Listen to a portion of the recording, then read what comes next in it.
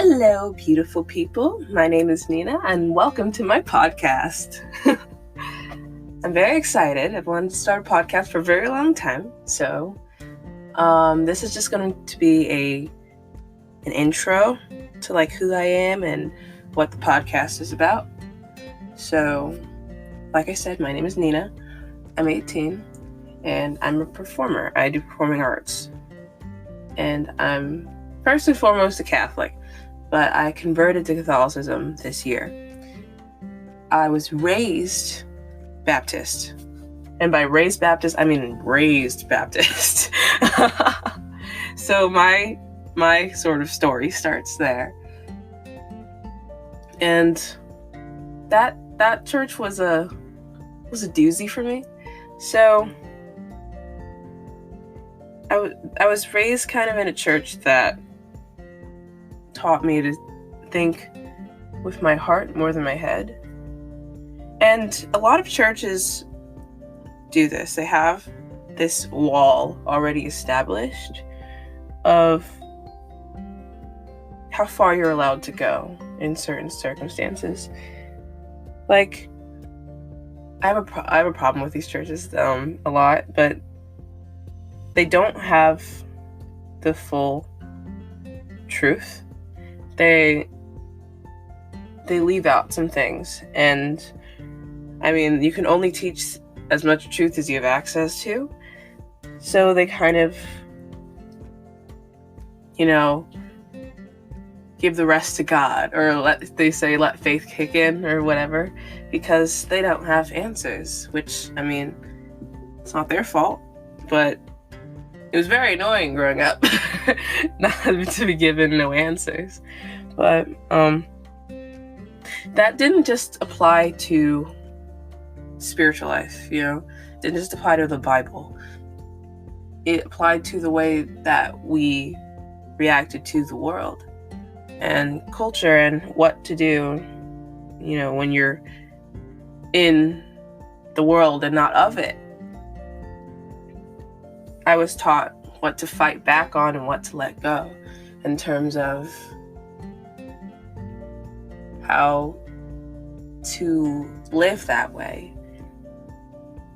But that didn't sit well with me, because I was very passionate about, all things Jesus Christ. I loved him very much. I still do. He's the best. Ew. I sounded really Southern just then. But I didn't like being taught that it's okay to settle. And this is when I'm 8, 9, 10, 11, 12. It didn't sit well with me, because why would you settle when you're a Christian? That sounds like a non-Christian thing to do, But, that's kind of what my life was. But this church was my entire life. I still loved it dearly, despite having problems here and there. And I did everything in the church. I was in the choir. I was in the praise and worship team. I was in the dance team. What else did I do? Oh, I was in drama. I did all their plays. And when I got a little older, I started volunteering to help out with Sunday school with the younger kids. I did everything in that church until I was 13, but we'll get to that later. So, my only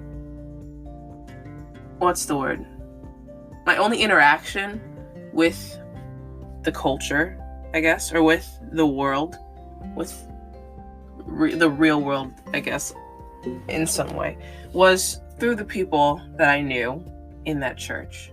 I was homeschooled. I never went to a school until I was like 14, and I joined my school's NAACP for like half a season, but they're really bad. So I left very fast. But I never did anything but church and home. That was my life for 13 years, or technically 12, but 13. So that was my interaction with the culture, and that's how I kind of knew what people were starting to be, what I was supposed to be okay with through what other people were told that they were okay with and how they lived their lives. But I started using social media when I was 13, obviously. Not a day before that, because I'm not no rule breaker. But it didn't really affect me. You know, I was kind of self-aware, I guess, when I first started using social media, that of how bad it was or how weird it was that this is how we're supposed to be living our lives. But that self-awareness decreased over the years. So, and my only reason for using it was talking to people that I couldn't talk to all the time, like my friends who didn't go to church, or they couldn't go to church every week, or they didn't do every single thing in every single ministry, so I didn't see them throughout the week. Oh, and I also had Bible study on Wednesday, so I literally was at church 6 days a week. But that's the really only reason that I use social media. It was mainly Instagram, because I really like taking pictures. My interaction with the culture was through music. That was how I sort of experienced the world around me, is through the music that I listened to and the music other people listened to. And I noticed early on that it was very annoying to me to listen to the music everybody else listened to, because everybody else has terrible taste in music. I think I tried in some area of my life to be that person who just listened to music because everybody else listened to it. You know, I listened to Taylor Swift for like a week, and I was like, you know what, guys, I can't do it. Not just Taylor Swift, but I just don't really like her. But in general, you know, I really love hip hop, but I can't listen to hip hop because hip hop is a very bad genre. It's hard. And I can't listen to it because I really, really, really feel music. It literally is how I saw the world.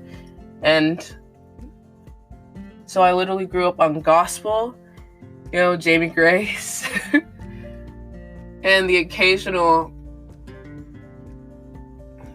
you know, I don't even know who I listened to back then, other than Jamie Grace. Toby Back. You know, it's just like, that was when I realized that I needed to be different, because nobody else around me got it when I said I can't listen to that song, when I said I really don't like this song because of the circumstances surrounding it. I think it's stupid, but it started with Chris Brown. I stopped listening to Chris Brown when he came out as a abuser, and I was like, well, that sucks. I'm not going to listen to that. And that doesn't make the music any worse, but it also is like, what am I supporting at that point? And that's a different conversation, but it's just like, I realized that there were a lot of things that I couldn't be okay with in music, in the people singing the songs, and in what I'm supporting by listening to it, and in what the songs are saying, because for some reason it's kind of weird to want to listen to the lyrics of a song, but I did that because that's what you do, isn't it? The song is pretty and the lyrics are not, and that's why I don't listen to the song. But almost none of my other friends got it, and the ones that did are still my friends today. So hi. Hi, if you're listening. One friend specifically, but I know she's not gonna want me to say her name on the podcast, so I'm gonna send this to her. But that's how I saw the world, and that's how I grew up. I grew up being a person who felt things more which was odd because we grew up in a church that literally taught us how to feel things. And it's, I don't know, it was always strange growing up because I always felt scared to talk about how much something meant to me because I was already being taught that you're only allowed to feel a certain amount. You're only allowed to think about something past a certain point, and then it's too deep. You know, I heard that phrase so much growing up. It's not that deep. If you've ever heard that phrase before, I'm so sorry because that is so dumb. It made me so mad. Of course it's that deep. But yeah, so that's my backstory. That's how I grew up. And then when I was 13, I started performing outside of church. It was my first show that I'd ever done outside of my church. And boy, oh boy, was I excited. And I joined this performing arts, this production company called Sing for America. I'm performing with them today. If you're listening to this, hi guys. And my first show was Hairspray. And that really, it extremely changed my life.